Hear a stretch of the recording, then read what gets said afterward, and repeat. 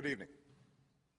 Tonight, I can report to the American people and to the world that the United States has conducted an operation that killed Osama bin Laden, the leader of al-Qaeda, and a terrorist who's responsible for the murder of thousands of innocent men, women, and children. It was nearly 10 years ago that a bright September day was darkened by the worst attack on the American people in our history. The images my family of gets 9/11 closure. are seared into our national memory.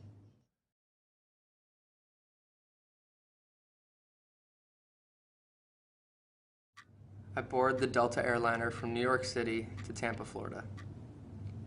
This is the last time that I walk down the aisle of a plane without looking at every passenger's face as I walk by.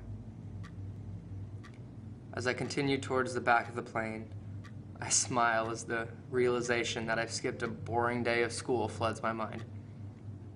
An idea and memory so minute and yet so influential. This is one of the last times a smile resides on my face before it happens. A fun-filled weekend uniting the entire Landworth family is soon to be forgotten. Memories are soon to be erased. A family is about to be broken. A life destined to perish.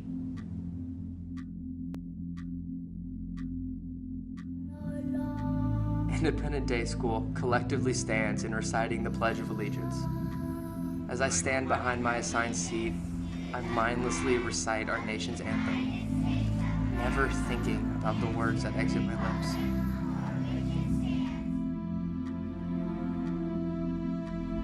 Richard Guardagno, my father's cousin and the uncle that I met for the first time in New York, board United Airlines 93. We had spent the preceding days celebrating my great-grandmother's 100th birthday. He was scheduled to leave New York on September 10th, the same day as the rest of the family, but insisted on spending one last day in the big city for more quality time with our grandma. A 24-hour decision the rest of the family was unaware of.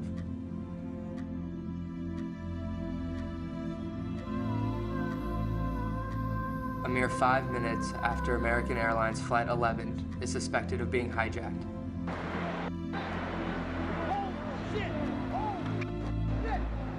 It crashes into the North World Trade Center. The screams and cries of 92 passengers, now silent. My diligent reading assignment is interrupted by a phone call in the silent classroom.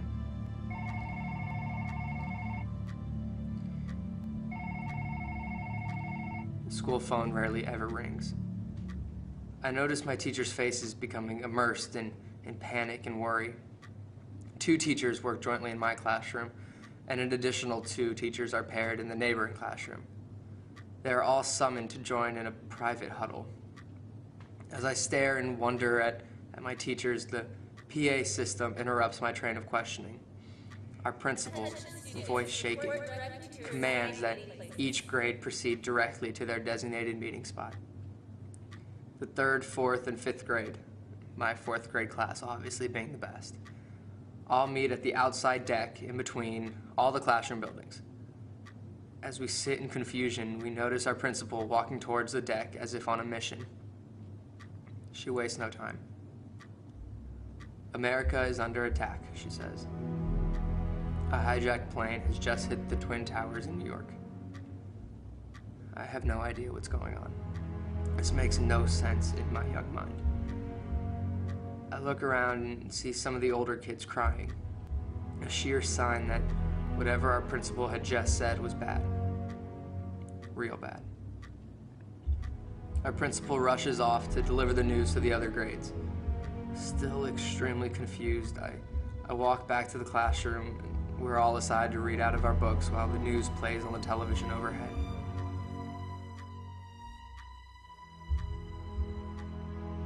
I'm just sitting at my desk glaring at Mr. Popper's penguins in front of me.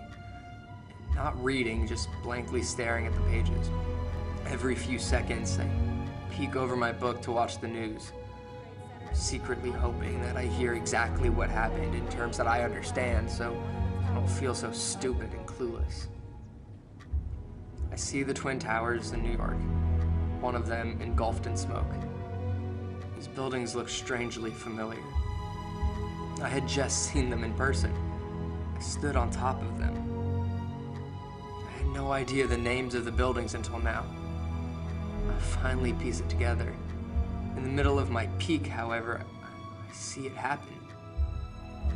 Different angle as it slammed into the...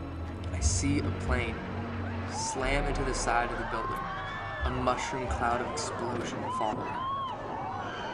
United Airlines Flight 175 crashes into the South World Trade Center.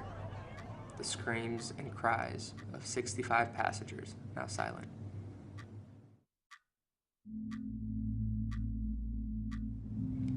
I scream and point at the television. My teacher quickly looks at me and follows my line of sight to the TV. She covers her mouth with her hand and begins crying. I saw it happen. I saw it happen. I saw it happen.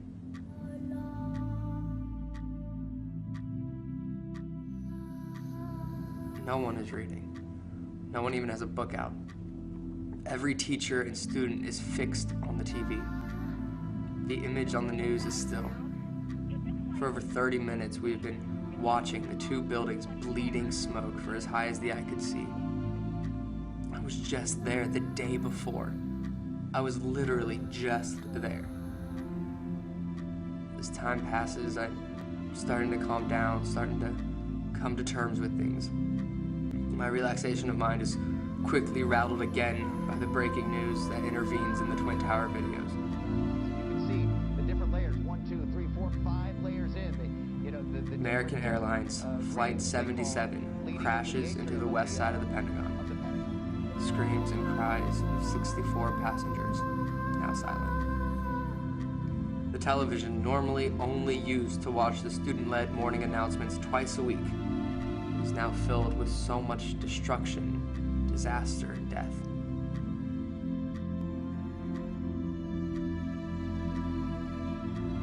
How is this happening? I've always felt safe and secure, never once felt threatened. A feeling I will never take for granted again. All morning, students have been plucked out of the classroom by their parents. I never noticed them all leaving until now. A yanking on my collared shirt breaks my fixed attention on the television. As I'm being dragged, I look around the classroom to notice that over half the class is no longer there. I look up to see my older sister pulling me across the carpet. She pushed open the door and proceeds towards the street. Frantically, I ask her, "What is she doing?" She quickly and sharply answers with, "We could get bombed any minute." In my young mind, I take these words literally and begin crying. We go to the street where I notice my mom waiting in her car.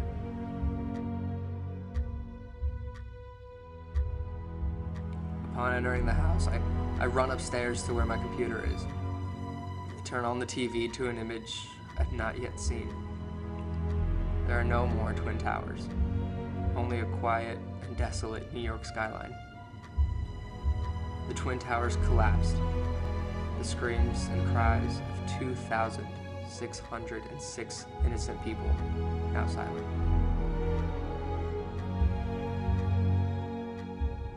How could today get any worse? How could something like this happen? I sit at the computer desk, instant messaging all of my friends and discussing how shocked and scared we all are. My mom and sister walk into the room and sit down on the couch next to me. My sister's crying, and my mom is distraught. My mom tells us that United Airlines Flight 93 crashed in a field in Pennsylvania a little while ago.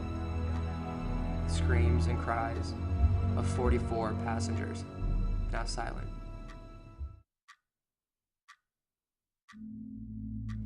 I shook my head in disbelief, the entire truth still not yet understood. My mom continues on saying that Richard was on that flight. I literally feel my heart drop to the bottom of my stomach. My throat closes up and tears flood my eyes. Every tick of the second hand on the nearby clock radiates and echoes in my mind. Every second feels like an hour. I immediately, instinctively look away from my mother and out the nearby window. A trick my dad taught me so my mom would never see me cry, as I was the male of the house since my dad moved out. As I blankly stare out the window, the only memory I had with Richard plays in my mind. When in New York, just after I newly met him, we played a huge game of tag in my grandma's backyard.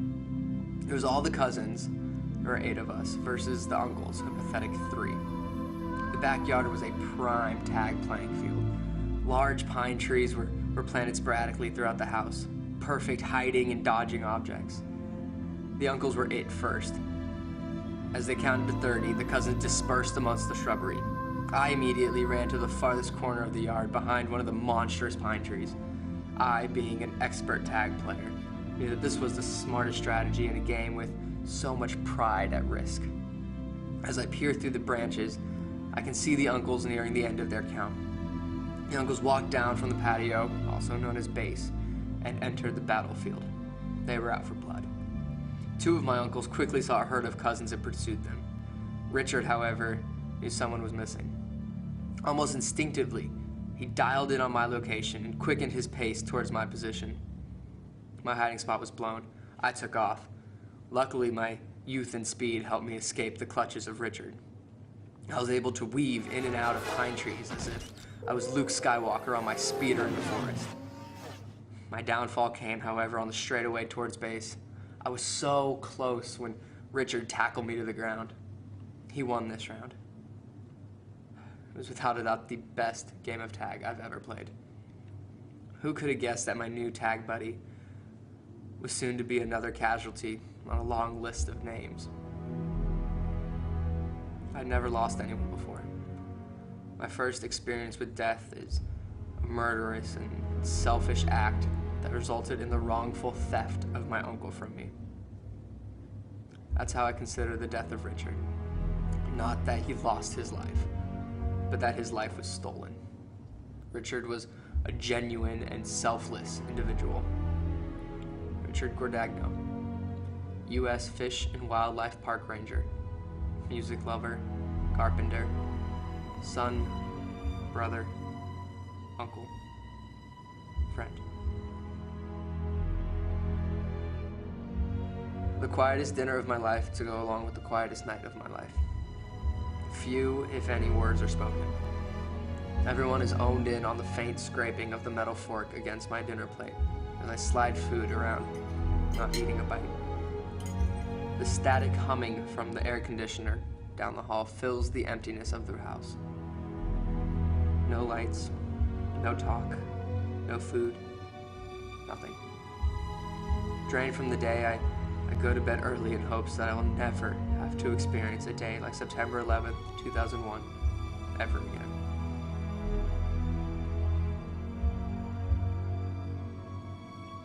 I'm sitting in complete silence at my computer desk with my dad at my mom's house.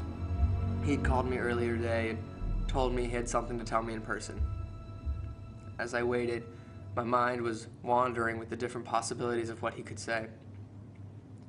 My dad tells me that the FBI had recovered the black box from the plane's cockpit that Richard was on. The FBI had contacted my grandparents and told them what was discovered on the plane's recorder. They fought back. The passengers of United 93 fought back against the terrorists. They're not going down without proving to the murderers what America stood for and what a true American is. On that recording, the FBI could hear the passengers invading the cockpit and attacking the terrorists just before the plane crashed. My dad told me that Richard's voice was on the cockpit's black box.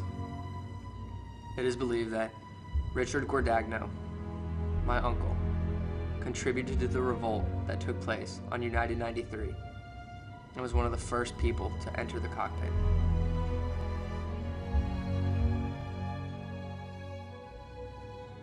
Almost 10 years have passed, and I still think about Richard every day.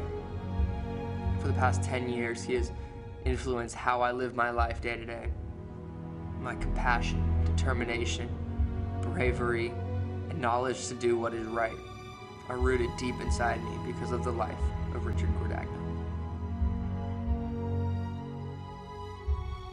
us remember that we can do these things not just because of wealth or power, but because of who we are. One nation, under God, indivisible, with liberty and justice for all.